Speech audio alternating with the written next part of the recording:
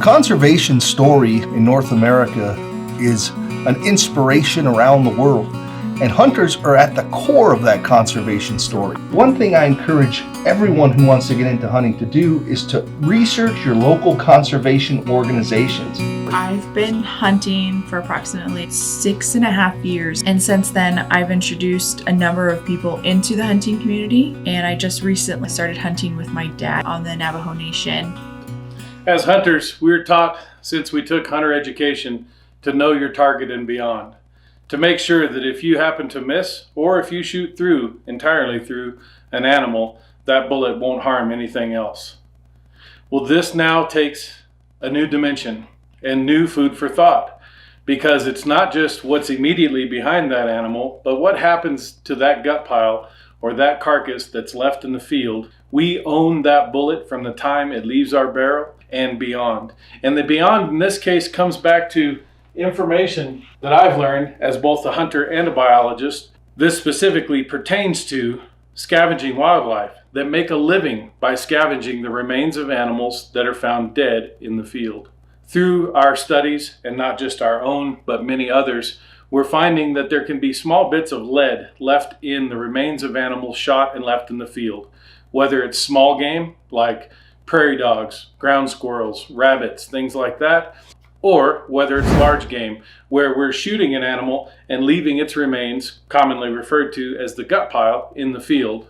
We've learned through our studies and others that have followed that bullets can fragment into tiny little pieces that are unseen by the naked eye, and those can be left in the gut pile, and the scavenging wildlife can thereby consume it. So a simple thing we can do as hunters to know our target and beyond is to make sure we're leaving a clean food supply out there for scavenging wildlife. There are two ways to do this. One is to remove the remains of shot animals from the field if lead ammunition is used, or using non-lead bullets. As a solo backpack hunter, I often have to make multiple trips to extract all of the meat from an animal I've harvested. I'll field dress the animal and then hang up all of the meat in high quality game bags suspended from trees in the area in the shade where the meat will remain cool. I then take the gut pile and remove it some distance from the meat. Sometimes it takes me multiple days to get all of the meat out of the field. The return to the site provides me an opportunity to witness the effects the gut pile has on the local area. It attracts scavengers. Those animals rely on that nutrition as they build fat reserves to get into the winter. It's important to me that that gut pile is of high quality nutrition and doesn't contain toxic substances that could have harmful effects. For many years, I took it for granted that our public lands and public wildlife would always be here for me to enjoy. We have to play an active role in conservation. Obviously, to shoot this ammunition, make sure it performs well in your gun. You may have to adjust grain weights. And don't be afraid to go to a lighter bullet, because these lighter bullets made of solid copper tend to not fragment like the old lead counterparts, meaning that when that bullet impacts the animal, it can retain up to 100% of its mass and generally retains over 98% of its mass. That means you can have an effective kill out to normal hunting ranges of 500 and 600 yards, depending on caliber, of course, with your ammunition of choice. In this case, this is a solid copper polymer tipped bullet that I found very effective out of my 30-06. Before you go to the field, of course, when you go to the range, you're going to shoot, like if you're like me, you're going to shoot the least expensive ammunition for practice, and then put a few shots on paper of that ammunition you intend to use in the field. And make sure before you go to the field, one, that you grab the right caliber. If you're lucky enough to have more than one caliber of high-powered rifle for game animals, make sure you take the right stuff to the field. Nothing more embarrassing than arriving and realizing you grabbed the wrong box of ammo. Make sure on the packaging that it's the right grain weight that you papered earlier, that you put on paper and you have confidence with. And then inspect the ammunition. This, of course, is a brand new box, so I can rest assured that it's pretty clean. Make sure it's clean of debris. Again, make sure that caliber matches. Make sure the grain weight matches to the notes that you've hopefully taken from when you were at the range. And then go enjoy yourself and rest assured that that animal, once you leave its remains in the field, has no potential to harm scavenging wildlife and provides a good, clean food source for them to consume after we leave. Know your target and beyond. takes on a whole new meaning. At our all-women's quail hunt event, we were lucky enough to have Chris Parrish come out and give us a demonstration. The participants during the ballistics demo were extremely engaged and very inquisitive and asked a lot of questions.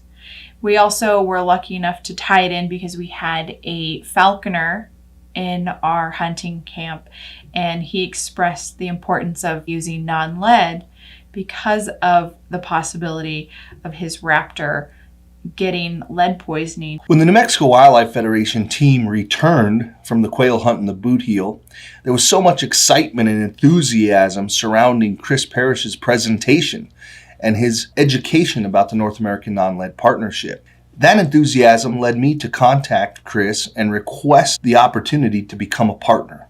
So with Cammie and Jesse, we went to the field. The fact that we started with two 180 grain bullets, one was all copper and one was a bonded lead core bullet, and when we recovered the remains of the bullets after they were shot into the water tunnel, the copper bullet was 179.9 grains out of 180 to start with. On the other hand, the lead bullet was 118 grains. The question would be then, where did all that lead go? And the answer was in the bottom of the contraption that Chris put together to create that water tunnel, and there was lead fragments scattered throughout. Yeah, and I know he did two different ones. He did one where he shot into the barrel with the water, and then he also shot into the ballistics gel. I think the craziest thing was seeing the wound channel. Like, you always think of it and you always have this visual that your bullet's going to go just like straight through, and being able to see the lead versus non-lead in the ballistics gel and seeing how much of the wound channel, like how much of that lead actually fragments into the animal. You just never conceptualize it until you can actually like see it. It really illustrates the amount of damage that could be done to the meat by the bullet. The way that that bullet expands, I just felt like the copper bullet would result in far less meat that would have to be cut away because of the impact of the actual shot. So it makes a super quick and humane kill of the animal, but without damaging so much of that valuable meat that we cherish so much. The ability of those fragments to become so widely dispersed in that ballistics gel illustrates that not only are those lead fragments in the meat that we're consuming or that your family would be consuming, but also in the remains that are left in the field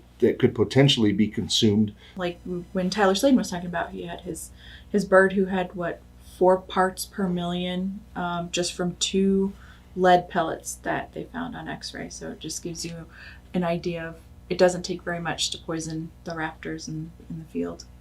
The voluntary decision not to leave toxic materials behind after we've left the field is one of those decisions that helps to communicate to the greater public that hunters care about all wildlife. We as hunters have a long, rich tradition in conservation, and we call it our conservation ethic. This is another opportunity to apply that ethic. But most importantly, this is an opportunity. We are not promoting regulation change. We are promoting information, education, and outreach so that hunters can make more informed decisions. So we encourage you to take this information as food for thought. Consider switching to non-lead to eliminate that potential for lead exposure, or take other actions we've talked about, like removing the remains of carcasses from the field. There's a lot we can do out there, and some things are as simple as ammunition choice.